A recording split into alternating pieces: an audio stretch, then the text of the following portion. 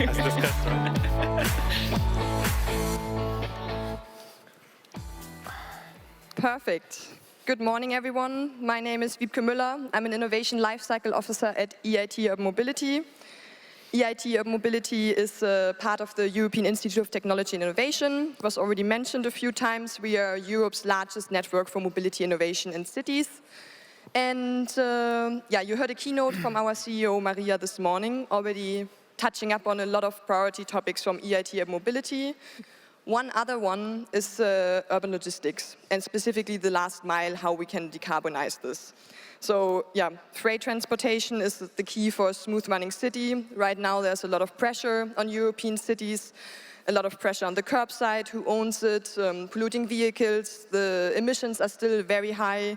This is why we came here together today with 4 amazing panelists from all over the Nordics and Baltics to discuss this topic more, how we can green the last mile, how we can decarbonize it, how we can collaborate and work together as well. And with that, I would like to introduce our panelists more, starting with Dovilė, sitting over there from the Lithuanian Post. Hello, everyone.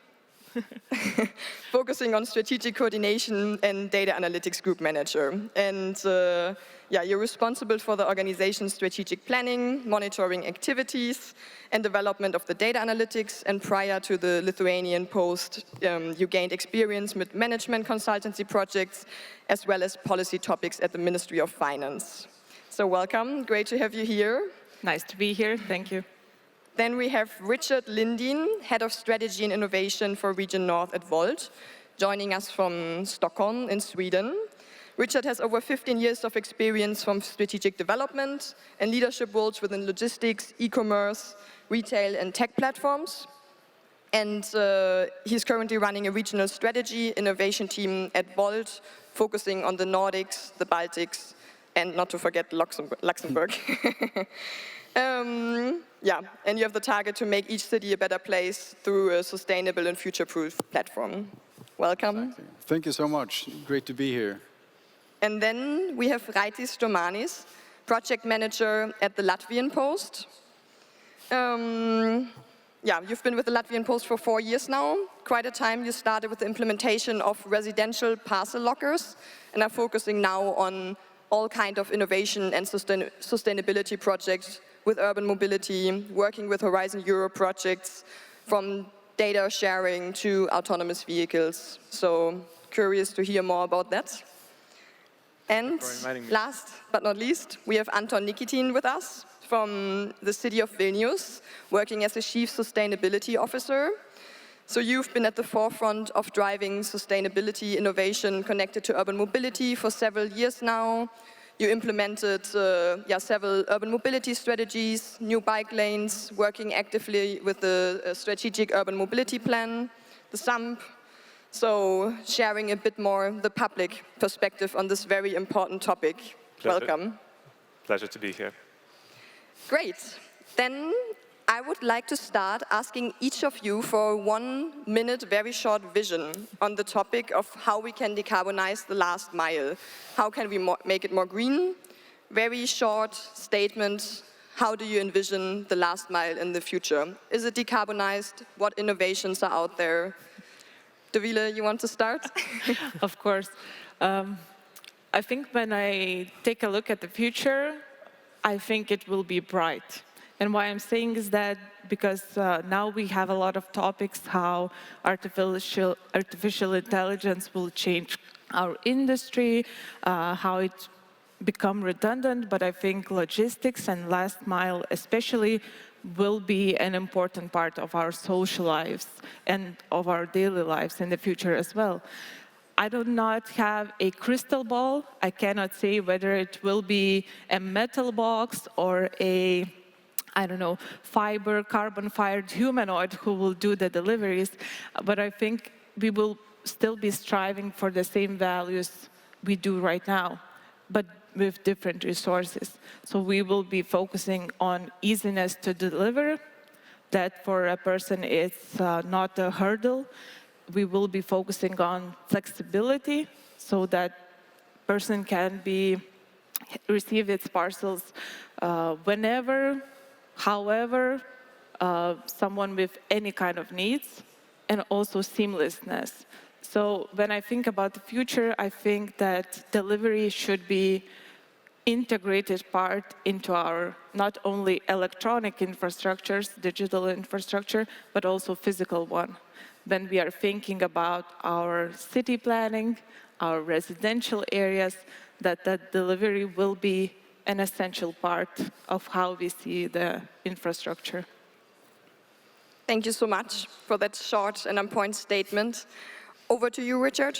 Yeah, so Wolt is a local commerce platform that essentially is reconnecting consumers with local businesses. And we realized that 80% of our carbon footprint in total stems from deliveries. And we want to be part of the solution. So for us, it's very much about, we heard numerous speakers here today speaking about autonomy and electricity. I think that's a key part of what we're trying to do. So we're essentially working with two parts. So it's the vehicles that are actually performing deliveries, and it's about the technology.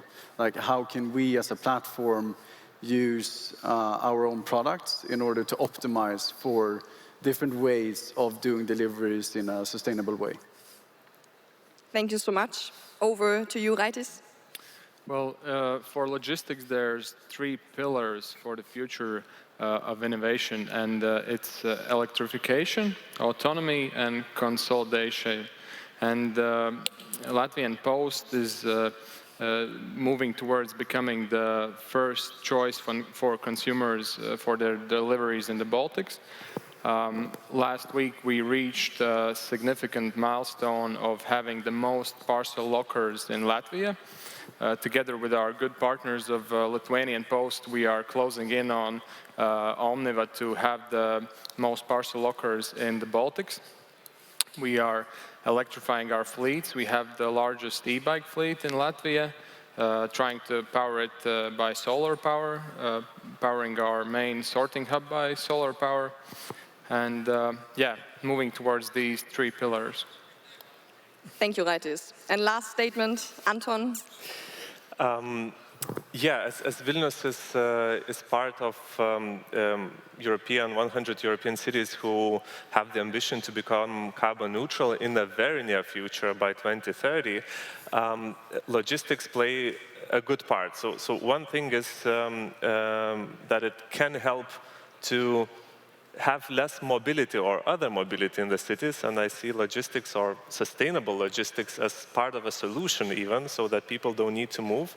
But it's also a big thing for the cities. How do we plan our city? How do we operate the city? And in the end of the day, for us, decarbonization of any sector, of anything that happens in the city is not about being sustainable. It's not about that it's EU regulation or ideas from somewhere. It's about making quality of life of people, of citizens, way better in the city. And that's about also collaboration with the sector, so that we find the best solutions, so that we live in a way better environment as citizens and have livable cities. Thank you. A very nice vision, more livable cities for everyone, very much in the center, connected to urban logistics. Sitting directly next to me, I would like to continue with a direct question to you, Anton. Yeah, you mentioned Vilnius being one of the 112 mission cities in the EU, having decarbonization goals for 2030. Could you elaborate a little bit more? What are you doing? What are the priorities? How are you handling it?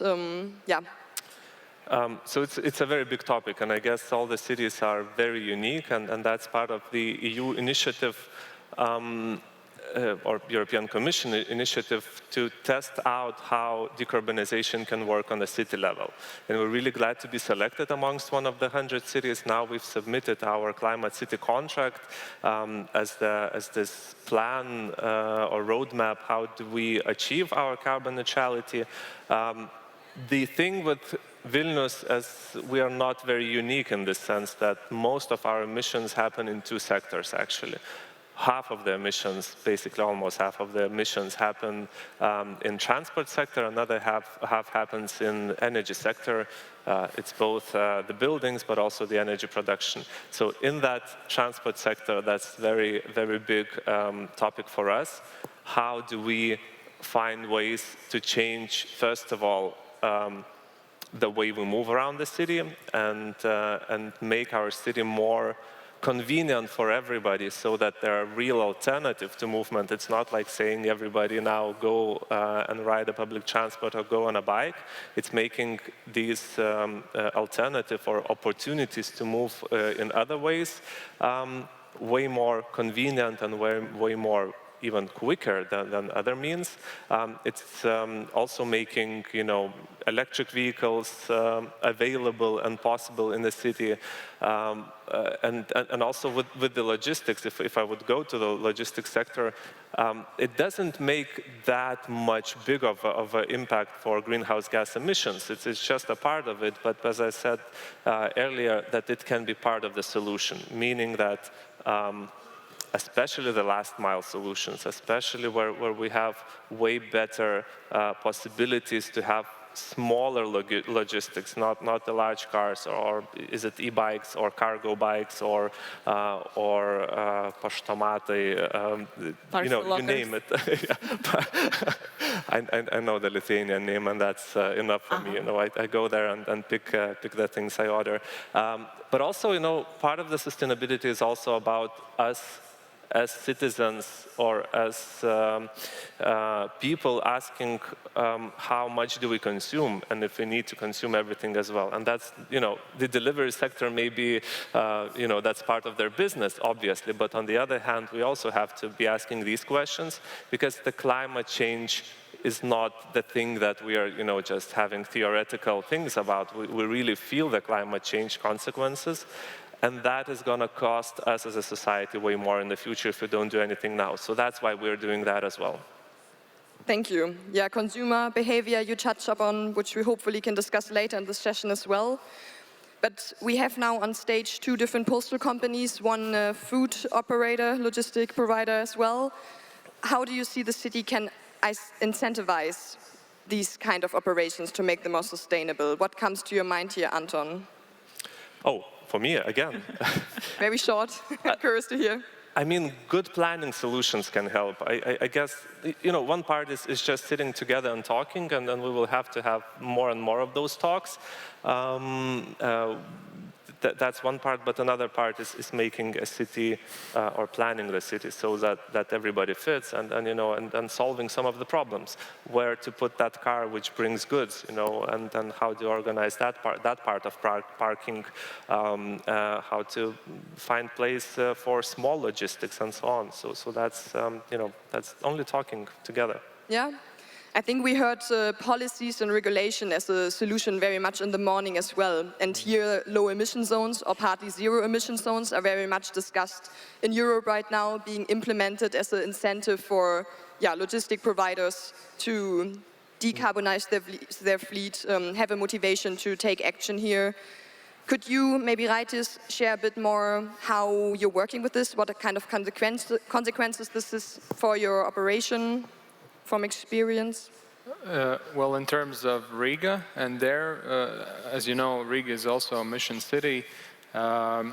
We are starting to coordinate a working group together with the city of Riga of developing the low emission zone and coordinating the logistics players and the working group with them to understand what kind of data will be necessary for the city and how can we share this data commercially in an equal way so that no one gets mad and the business does good for everyone. But I think still the city is the one who has to raise its voice and spread out the policies and regulations and be this whip. Because I think the business won't motivate itself to develop these low emission zones as good as cities would. But still, the consumer also is the one who makes this choice and chooses which delivery company he wishes to receive the parcel with. We see that in some cases consumers are very attached to a specific brand, but mostly, especially with the younger generations, with Gen Z and millennials, they are willing to focus more on this green aspect of delivery and what is more sustainable in terms of the deliveries. And again, consolidation and sharing the assets.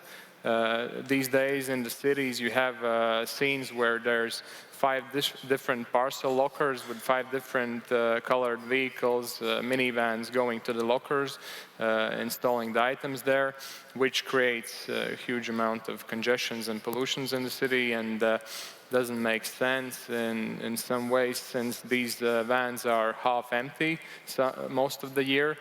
During the peak seasons they're full, of course, but yeah, during these off seasons we could collaborate, as we're doing with Lithuanian Post as well, to reduce the congestions in the city and be more efficient. Yeah, thank you. You want to say something, Anton? Or? No. Okay.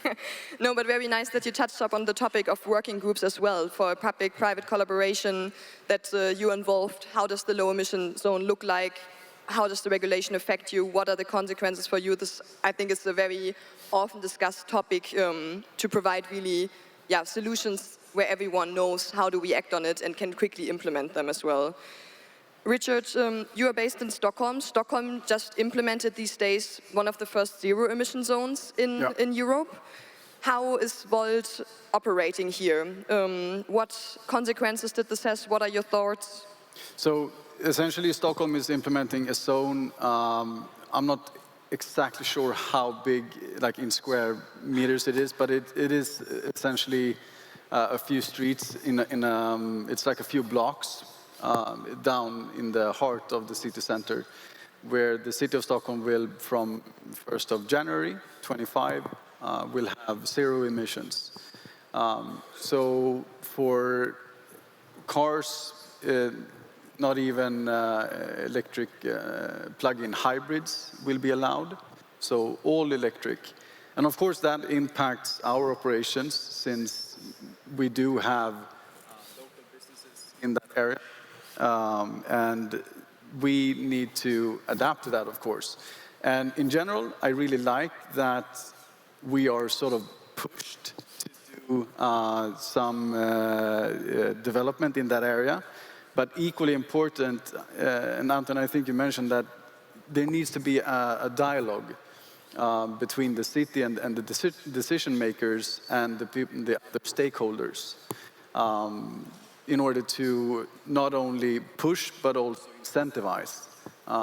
Because Wolt, we have the unique model that the people that are having their extra income from the platform by doing deliveries, they are free to choose their own vehicles. And in order to not completely take away that extra income, because they cannot afford an electric vehicle, there needs to be incentives as well. So that's something that we're working on, but we need to have dialogues with the municipalities and the cities that we operate. Thank you. And what you brought up now from several angles as well is asset sharing in connection maybe in low emission zones, but in general, what role asset sharing takes place from a data sharing point of view, from an infrastructure point of view.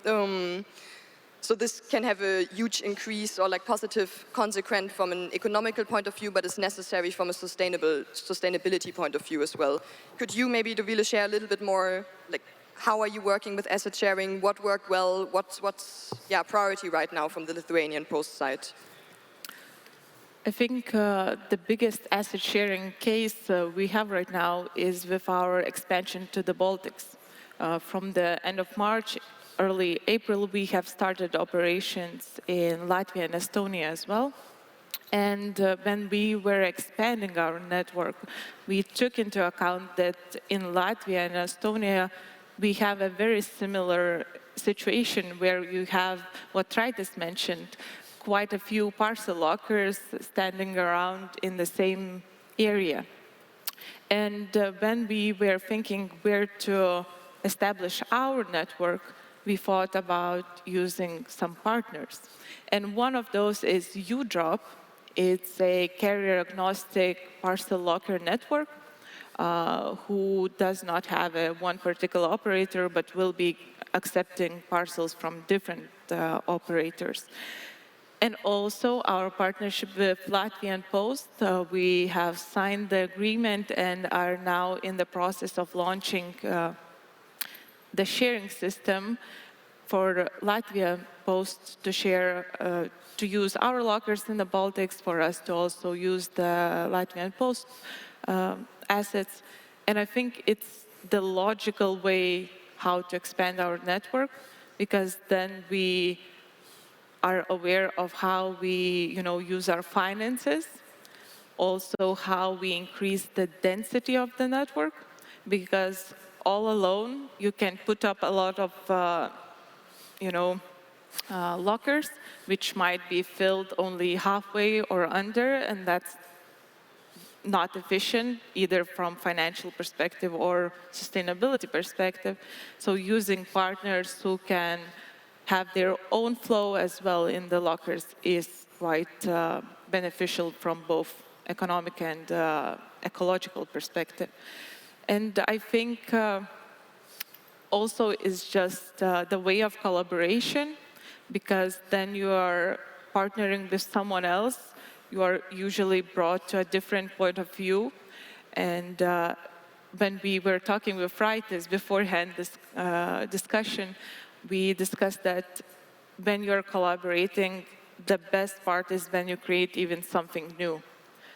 So we are still on the something new part, but I think at least for now, the asset sharing, especially in the parcel lockers, in order to make them as utilized as possible and also as close to the customers as possible, it's the way to go.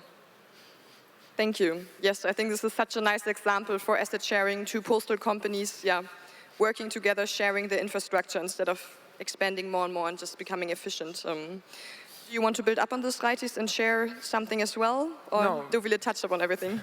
No, I completely agree and share the thoughts with Dovilė, and it just makes sense. And also you see that from the big players, which in our industry is Deutsche Post, DHL, they're doing the same thing. They're opening up and having agnostic parcel locker network, and it works. Definitely, that's a good example of legislation coming into place, and I think what we see in Western part of Europe, the lockers haven't been established as well as in the Baltics. They were predominantly PUDO network based. So for someone not in the last mile logistics, PUDO network is just a small shop on the corner shop where you would leave the parcels. So that was very well established, but now the parcel lockers are coming into the play, and municipalities or the governments are aware of how the cities look like in the Baltics, in the Scandinavia, and they're introducing some kind of legislations like limitations on how many parcel lockers can be put into place, how they might look like, or even whether they can be carrier-owned, operator-owned, or they should be carrier-agnostic. And in Germany, we are hearing talks that some of the municipalities will allow only parcel lockers which are carrier-agnostic. So this is only the talks. I think legislation will be coming into place. However, if we were to discuss how that would work in Lithuania or in the Baltics, where we have already established infrastructures, I do not have a vision. However, my lack of vision doesn't mean it couldn't happen.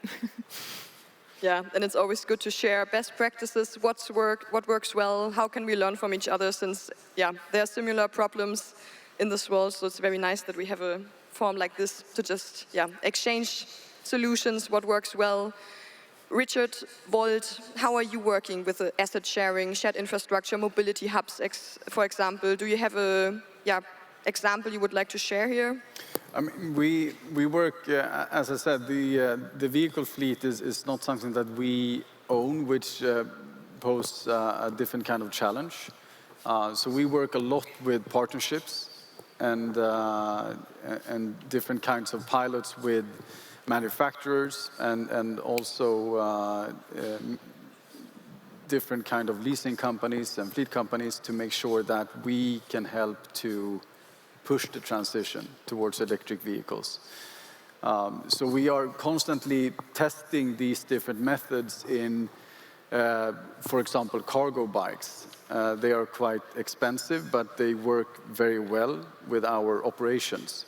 So rather than having a cargo bike being sort of owned by an individual courier, for example, that happens to do Wolt deliveries on the side, we try to find ways in how that asset could be shared between several couriers without us owning it. So it's a challenge, but we are constantly looking into new ways of trying that. And I would say our key is partnerships with different stakeholders in this to make sure that we can push the transition towards electric vehicles. Okay. And Anton, from a city side here, how much do you engage in the topic of asset sharing, for example, infrastructure, mobility hubs? Do you actively try to push that in a certain direction from the city side? How much is this like a discussion in Vilnius? Not yet this big of a discussion, and we haven't had this, talks with the industry of logistics or the industry that does the deliveries. Though we see what is happening and we are in contact, with different stakeholders all the time, whether it's Wolt or other deliveries. I think from the city perspective, it's a bit different perspective. We give the infrastructure which is used by everybody, right? We give the bike lanes for the bikes. We give the, as this common good, the streets, the parkings, and so on. And we see that in some cases we need to regulate more so that it's convenient for everybody. They always like to say that, we can kind of be angry that the city has this paid parking in the center, but it's not because the city wants to get money from the citizens. It's just to regulate the parking, and that's the thing. And that's the same rules for everybody, and so that we have a parking spot, and that spot is also needed for deliveries and for everybody else. So Vilnius City has always been, and we just also had this discussion, that we have always been also really open to new things, to test them out, to be this sandbox, to test what is happening. Not always the results are good, not always the it works, because sometimes the things do not work, and even if you copy things like straight away, the things are done in one country, in one city, you just copy paste. It doesn't work because of the cultural context and so many other contexts. So having this open attitude to be the place to test things out, to kind of be open and say, yes, this was a mistake, let's learn from it, let's have a discussion, and being open for discussions. And that's what we are really eager, and one of our main priorities for both carbon neutrality and also for being next year's European Green Capital, which is also a really big title for us, is having more and more discussions with everybody, whether it's citizens, whether it's industries, whether it's different kind of stakeholders. So having these in-depth discussions about what we do and align the priorities we see as important things, because most of the things are not these easy to understand. You have to dig up a little bit more so that you can explain things. So from the city perspective, we are kind of this bridging different interests, and that's probably the worst position, because it makes everybody a bit unhappy and a bit happy, but everybody is concentrating on the unhappy part. So it's like, finding this common ground. That's challenging, but both very interesting. Yeah, can't please everyone in the discussion, I imagine. Oh yeah. Richard, you want to touch up on it? Yeah, just to build upon like the challenges that you see being in the middle and being like a public representative for the city of Vilnius. So we have similar talks actually in Oslo, in Norway, where we are together with the city of Oslo setting up. We have already set up a mobility hub. And that involves different partners. And I know it didn't come easy for the city of Oslo, but just for them be able to say that, okay, we need to do something here. So that mobility hub is actually a place where different people that use platforms like Wolt, but also other platforms, be it ride-hailing businesses, can take a break and have a shower and grab some lunch. They have repair kits for bicycles, and that can also be. We're looking into explore that to include maybe overnight storages of these super expensive cargo bikes, because most people don't have an ability to take them home and store them somewhere. So we have talks with municipalities and cities. It's not easy, but yeah. I think it's really good that you want to be the sandbox of trying things, because that's the only way we can move forward together. Yeah, and I think when you touched up on saying like each city is unique too, it's a unique playground and a unique living lab, so it's important to test it and try it out, have pilots. Sometimes innovations fail as well, that's part of the innovation process. But it's just very important to explore what's possible here.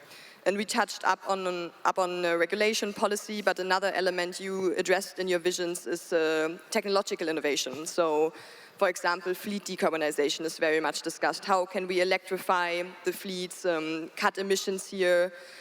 Raitis, I know you are involved in a project named Green Dash. Do you want to share a little bit more how you as the Latvian Post work with the ambition to decarbonize your fleet? Yeah, and to pick up from our last topic, I think that very important catalyst to implement these kind of projects and to test them and pilot them in specific areas in the city, together with the public and private partners, is European projects, just like EIT projects, just like our Green Dash project, because sometimes for public organization, it's also nice to have external funding, but it's also nice to have specific deadlines of things when you have to pilot stuff, submit stuff, etc. And of course, the good help of EIT, like Wiebke, in our project, it's very nice that you have this external partner who looks at and tries to coordinate the process and help in the process. So, yeah, I think the project is important catalyst for that. And in these projects, it's great that you're together with the players who are responsible for the regulation, because they also test out and see whether regulation is in place to actually implement this innovation. In our project with Bruntor cargo e-bikes that you can see there next to the EIT stand, we saw that we had to very quickly be in collaboration not only with the city of Riga, which is one of the project partners, but also with the Latvian Road Legislation Agency. Since the situation in Latvia with the electric scooters was somewhat chaotic, then we had to align with them to educate them on what is Bruntor as an innovation, to have them test it out, and to help us bring it forward in the market and allow us to be on the streets. So yeah, projects, I think, is a good tool that you can use for this. Yeah, and I think it summarizes very well that fleet decarbonization is easier said than done. Of course, the regulation needs to follow. It's a very holistic discussion which involves several levels of authorities as well. Yeah, thanks for sharing. Dovilė, you have some fleet decarbonization, of course, going on as well as the Lithuanian Post. Would you like to share your perspective, your priorities here? Definitely. I think one of the most common discussions is how we can decarbonize. However, when we talk about decarbonization, we instantly focus only on the electrification of the fleet, but it does have some limitations. You need technology to be suitable to your business needs. Imagine Lithuania with -20 in winter, and you need to cover a district which is, I don't know, more than 100 kilometers. You already have some kind of limitations. Then we also need to consider infrastructure. At the moment, we would need to introduce infrastructure ourselves in order to, supply our needs. And then there's always the question of investment. Up until a couple of last years, electric alternatives were much more expensive. And then you have a business which is a low-margin business. You always consider where the investment should be allocated. Of course, we're saying that next year we will be renewing part of our fleet. We will be purchasing new round of cars for our mail carriers, and more than half of those will be electric. But I think the point I want to focus more is not only the electrification, but on how we do the delivery. And into this picture, then parcel lockers come in. Because if we consider home delivery, courier is much more inefficient way of delivery, because then you have like a courier who can deliver 80 parcels a day and drive more than 100 kilos in the route. However, if you have parcel lockers, you can deliver 1,000 parcels and drive 20 kilometers. So the efficiency is very, very important point in the lockers. And the usual next point, we get the question that we are transferring the CO2 emissions then onto the customer. However, if we do the development of parcel lockers with the increasing density of the network, we are reducing this problem, because our goal is to have the lockers next to the client or on their way to work, home, or any kind of social point they have in their daily lives. So basically, we are focusing with partnerships on increasing that in the cities. Parcel lockers would be slipper distance. For someone who doesn't know slipper distance, it's around 200 to 700 meter distance, so that essentially you could go with your slippers to get your parcel.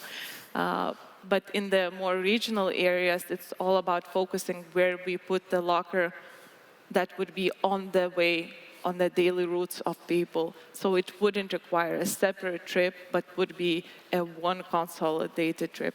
And Lithuania is a great example. A lot of lockers are next to the grocery stores.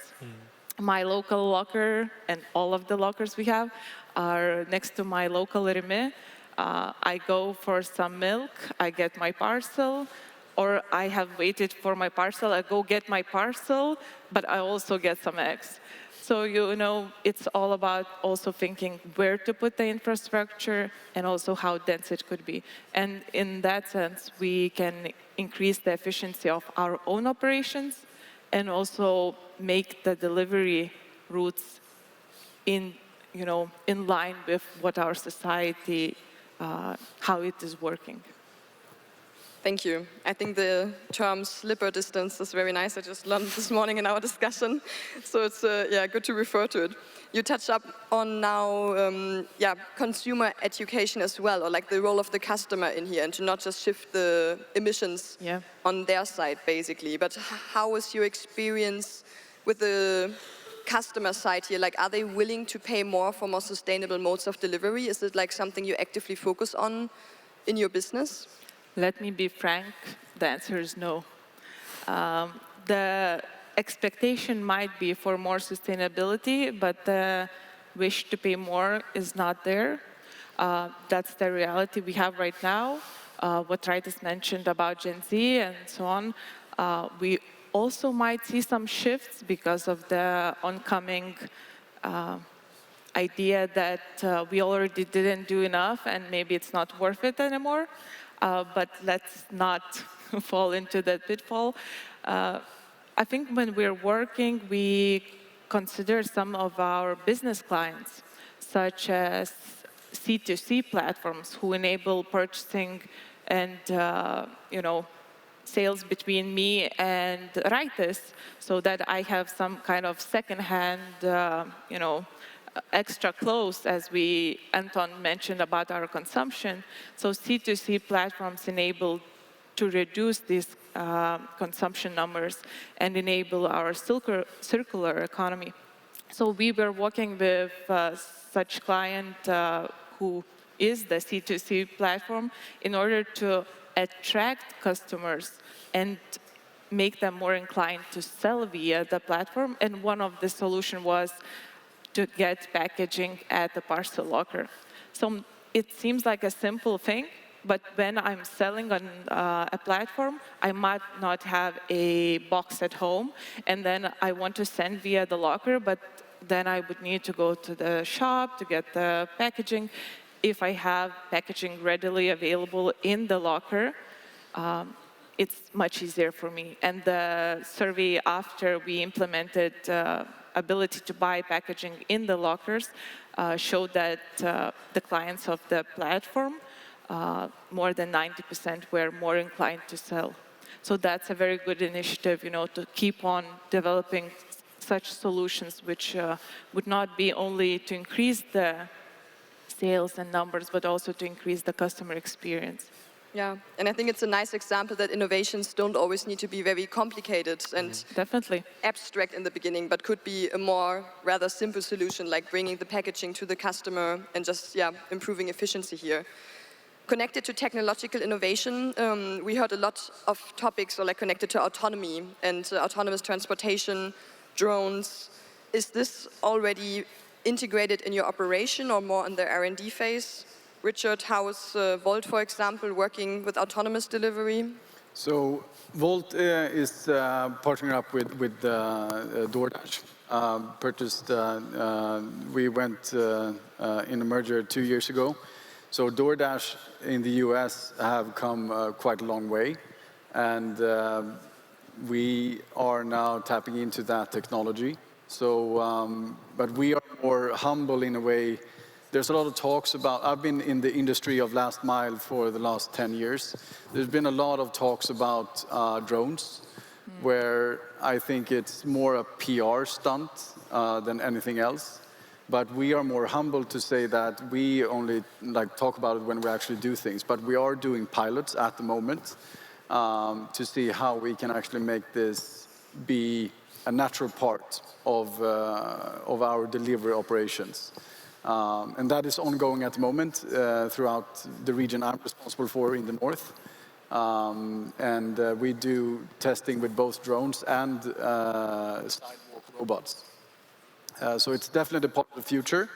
And it will be driving both the electricity, of course, the push towards having zero-emission deliveries, but also from an efficiency perspective. Thank you so much. Yeah, I see we discuss a lot of different possibilities here, a lot of different topics from very technological innovation to more regulation policies. I see our time is up here. We could discuss many more things, but if any of you is curious to ask a question to the panelists there around the whole day, you can find them and continue the discussion. I think we can see collaboration is key. It's important to stay in a dialogue, exchange on best practices, update each other. So I would like to close with that. Thanks a lot for your time and see you around. Thank you. Thank you.